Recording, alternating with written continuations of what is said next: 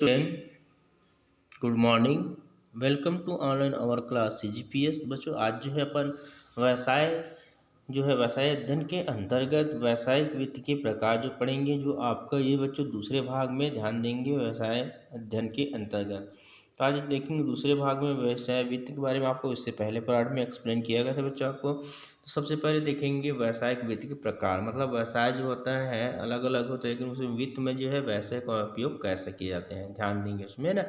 तो काल अवधि जिसके लिए पूंजी की आवश्यकता होती है, मतलब काल अवधि का मतलब ये होता है जिस समय तक के लिए पूंजी की आवश्यकता होती है, के आधार पर वित्त के 3 प्रकार हो सकते हैं। पहला दीर्घ अवधि वित्त जो लंबे समय के लिए होता है, अल्प अवधि वित्त मतलब थोड़ा शार्ट, और मध्यम वर्गीय एकदम मीडियम तरह। इस प्रकार 3 भागों में वित्त का आवश्यकता बताया गया बच्चों। पहला देखेंगे दीर्घ अवधि वित्त, मतलब इसकी आवश्यकता स्थायी परिसंपत्ति या यथा नमी भाव भवन संयंत्र और मशीन में निवेश हेतु तथा विस्तार कार्यक्रमों के वित्त पोषण हेतु होती है, मतलब पोषण उसको बढ़ावा के लिए। तो दीर्घावधि निधियां दीर्घावधि हेतु एकत्र की जाती है, मतलब लंबे समय, जैसे कि यहाँ पर 5 वर्ष से अधिक अवधि के लिए ये निधियां जो सामान्यतः स्थायी परिसंपत्ति में निवेश की जाती है 5 साल तक। तो दीर्घावधि वित्त प्रबंध के स्रोत जो होता है अंशधारी होता है, जिसमें लगाते हैं वहाँ पर ऋण पत्रधारी, मतलब वहाँ से ऋण लिया जाता है जो अंशधारियों का अलग से है ना। तीसरा जो पंचम है, इसमें बाद में ध्यान रखना बच्चों, ये 12वीं में बहुत काम आएगा आपका। अंशधारी और क्या बोलते हैं, किसको बोलते हैं, और ऋण पत्रधारी किसको कहा जाता है। तो वित्त तीसरा दिया है वित्तीय साधन, या चौथा दिया है प्रतिधारित आय, जितना उसको जरूरत। तो आइए देखते हैं बच्चों, यहाँ पर दीर्घ अवधि की अपेक्षित राशि व्यवसाय के प्रकार अथवा अपेक्षित स्थायी परिसंपत्ति पर निर्भर करती, कितना उनको जरूरत होता है। उदाहरणार्थ जैसे बड़ी स्टील है ना, सीमेंट या केमिकल फैक्ट्री की दशा में भवन मशीन तथा उपकरणों में भारी निवेश की आवश्यकता, मतलब बहुत ज़्यादा खर्च करना पड़ता है।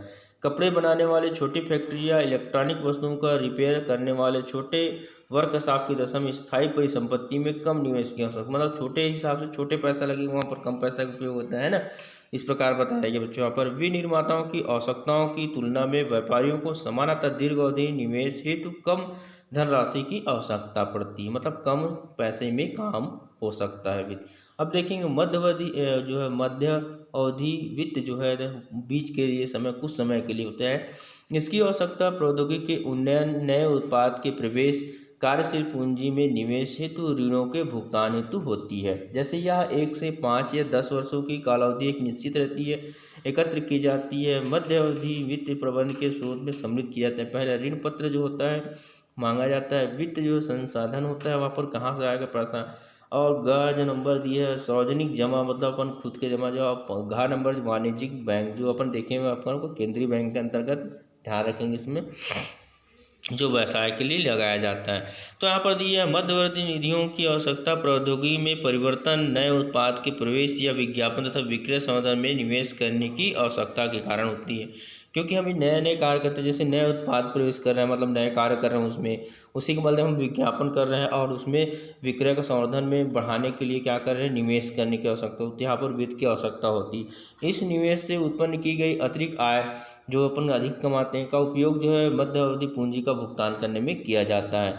नव स्थापित उपकरणों के लिए इस वित्त की आवश्यकता नहीं पड़ती, यहाँ पर बताया गया है बच्चों। अगला देखेंगे अपन अल्प अवधि वित्त, मतलब इसकी आवश्यकता कार्यशील पूंजी की अल्पकालीन कुछ समय के लिए जो होता है किया जाता है, आवश्यकताओं को पूरा करने हेतु होती है। इसकी अवधि जो 12 महीने या 12 महीने से कम की भी हो सकती है तथा इसे निम्नलिखित स्रोत एकत्र किया जा सकता है। पहला है सार्वजनिक जमा निरपेक्ष जो है, उसके बाद खा नंबर व्यापारिक उधार, और तीसरा जो दिया है वाणिज्यिक बैंक, और घा नंबर दिया है ग्राहक अग्रिम, मतलब पहले से लेने एडवांस में, चाहे वो ग्राहक ले चाहे वहाँ पर जो व्यापारी वो ले सकते हैं अपने। अल्पावधि निधियों की आवश्यकता व्यवसाय संचालन के लिए रख रखाव, कच्चे माल क्रय करने, मजदूरी तथा वेतन, पानी बिजली किराया कर आदि के भुगतान के लिए किया जाता है वित्त की आवश्यकता। इन निधियों को अल्पावधि कर्ज या व्यापारिक शाखों से एकत्र किया जा सकता है। व्यापार से ज्यों ही माल बिक जाता है और राशि प्राप्त हो जाती है, उन राशियों का उपयोग जो चालू प्रचलनों के लिए अथवा कर्जों का भुगतान करने के लिए उसमें क्या किया जाता है, समावेश किया जाता है। सामान्यतः उत्पादन इकाई प्रक्रिया जो है, उत्पादन प्रक्रिया 1 वर्ष के भीतर ही पूर्ण कर ली जाती है तथा माल विक्रय के लिए तैयार रहता है। अतः जो है अल्प अवधि विधियाँ विधियाँ जो है वर्ष प्रति वर्ष बार बार प्रयोग की जा सकती है। अल्पावधि वित्त को अल्पावधि पूंजी भी कहा जाता है। ठीक है बच्चों, आइए देखते हैं यहाँ पर बच्चों व्यवसाय के वित्त के प्रकार। जो बताया दीर्घ अवधि के लिए अंश, ऋण पत्र, वित्तीय साधन और प्राधिकारी आय अतिरिक्त भाग के अंतर्गत। उसमें मध्य अवधि में भी बताया कि आपको सेम कर ऋण पत्र जो उधार लिया जाता है उसके बदले में जो उसको मिला जाता है बाद में, है ना, वापस किया जाता है। तो सार्वजनिक जमा निवेश, खुद का पैसा वाणिज्यिक बैंक से। अल्पावधि में जो है वाणिज्यिक बैंक, व्यापारिक बैंक और ग्राहक अग्रिम पहले से ले लिया जाता है। तो इस प्रकार हमने पढ़े व्यावसायिक जो है वित्त के प्रकार। अब आइए पढ़ते हैं बच्चों वित्त के स्रोत का, सोर्स ऑफ फाइनेंस कहाँ से मिलता है। फाइनेंस कराते हैं जैसे अपन, तो वित्त के विभिन्न स्रोत को दो शीर्षकों में क्रमशः, एक है जो व्यवसायिक की निधियाँ जो होते हैं, दूसरा है उधार की निधियाँ में वर्गीकृत किया जाता है। यहाँ पर दो भागों में बांटा जाए। स्वामी की वो निधि होता है जो खुद का रहता है, उधार की जो बाहर से लिया जाता है। स्वामियों की निधि में जो है, स्वामियों की निधियों में से अंशधारी द्वारा दी गई पूंजी अथवा व्यवसाय में पुनः निवेशित लाभ का समावेश होता है, इसमें जुड़ा रहता है। उधार ली गई निधि में देखो ऋण, देखो बताया अभी, ऋण पत्रों के निर्गमन के लिए किया जाता है बच्चों, वहाँ पर सार्वजनिक जमाओं के लिए किया जाता है, और बैंक से ऋण अथवा उधार वित्त की संस्थाओं से आदि से जुड़ाई जा सकती है, मतलब उधार लिया जा सकता है। स्वामी की निधियाँ जो सामान्य स्वामित्व पूंजी होता है कहलाती है, जो स्वामी खुद का पूंजी रहता है उसको स्वामित्व पूंजी कहा जाता है, तथा उधार ली गई निधि उधार ली गई पूंजी कहलाता है, मतलब दूसरे से लिया गया कहते हैं। अब देखेंगे बच्चों वित्त के स्रोत के अंतर्गत स्वामियों की निधियाँ जो रहती है और उधार ली गई निधि, जैसे बताया समता अंश जो खुद का रहता है, पूर्वाधिकार अंश, ये बहुत ही काम की चीज़ें बच्चों, ध्यान रखेंगे कक्षा 11वीं के लिए जो है समता अंश जो 12वीं में बहुत ज़्यादा काम आएगा आपको। समता अंश आपको समझ आ गया, खुद का पूंजी रहता है, पूर्वाधिकार अंश खुद का रहता है, अपतिधार्य आय, धारित आय, ये जो है स्वामित्व रहता है वित्त के लिए अगर लगाने के लिए ना। और दूसरा देखें उधार ले गए में क्या होता है, ऋण पत्र जो पढ़ेंगे अपन 12वीं बच्चे, ध्यान रखने से भी जो है उधार दूसरे से या जो उसमें सहयोग कर रहा है। दूसरा है वित्त संसाधन, मतलब वित्त के लिए साधन, जैसे बैंक बताया गया यहाँ पर। चौथा सार्वजनिक जमा निरपेक्षों से। ठीक है बच्चों, सार्वजनिक मतलब सभी से, तो एक प्रकार से उधार ही होता है उसको। आते हैं पहले देखते हैं बच्चों स्वामियों की निधियाँ या पूंजी, स्वामित्व पूंजी मतलब खुद के owner fund of the ownership capital.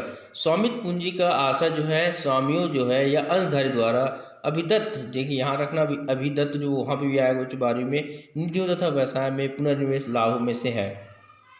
स्वामी जो है स्वामित्व जो पूंजी की विशेषता होता है, पहले यह कंपनी की स्थायी पूंजी का स्रोत होता है, मतलब उसको वहाँ से मिलता है। दूसरा यह व्यवसाय जोखिम पूंजी का व्यवस्था करता है, मतलब कुछ भी हो सकता है बीच में। तीसरा देखेंगे व्यवसायियों स्वामियों या अंशधारियों का व्यवसाय के प्रबंध पर नियंत्रण होता है।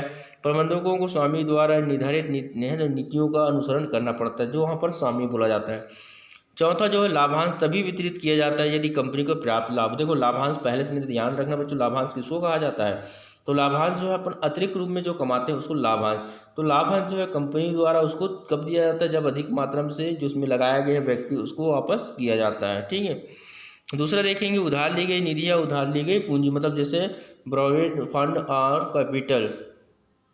तो ये निधियाँ जो है जनता है, बैंक है तथा वित्त साधनों से ऋण या उधार के रूप में एकत्र की जाती है, मतलब मांगा जाता है किसी से।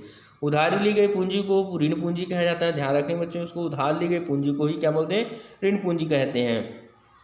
ऋण पूंजी स्रोतों में ऋण पत्र जो है आपको बताया मैंने, सार्वजनिक जमा निवेश बैंक आदि का जो है समावेश होता है। उधार ली गई पूंजी की विशेषताएं, पहला उधार ली गई पूंजी जो है आपको ध्यान रखना, उधार ली गई निधियाँ व्यवसाय की अल्पकालीन पूंजी के स्रोत होते हैं, मतलब कुछ समय के लिए दिया जाता है, बाकी समय नहीं दिया जाता है ना।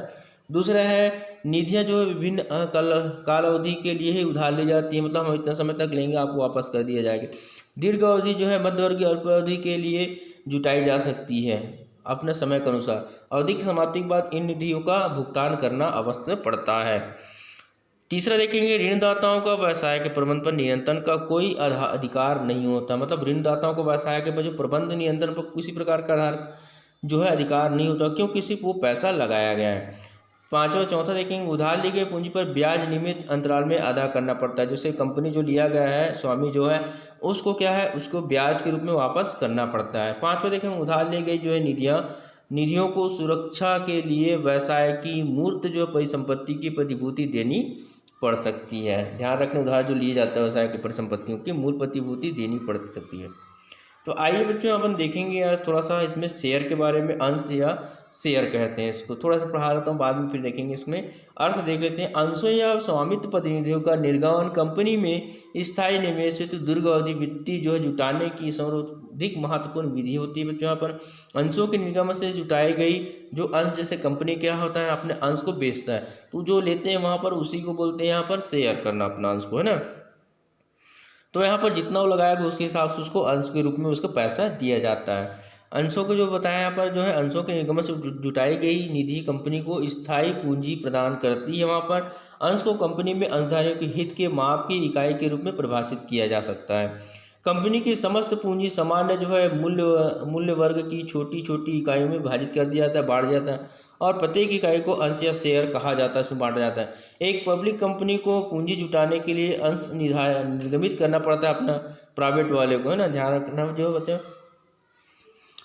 तो अंशों के निर्गमन से प्राप्त धनराशि को अंश पूंजी कहा जाता है। देखो ध्यान किसको, अंशों के निर्गमन से प्राप्त धनराशि को अंश पूंजी कहा जाता है। कंपनी अधिनियम 1956 के अनुसार एक पब्लिक कंपनी दो प्रकार के स्वामित्व प्रतिनिधि अथवा अंश निर्गमित कर सकती है। पहला समता अंश तथा पूर्वाधिकार अंश, ठीक है, अंश अधिमान अंश। तो इस प्रकार बच्चों ध्यान देंगे, कल नेक्स्ट टाइम पढ़ेंगे इसी का आगे अंश पूंजी के अंतर्गत पढ़ेंगे। आज के लिए बेटा गुड डे।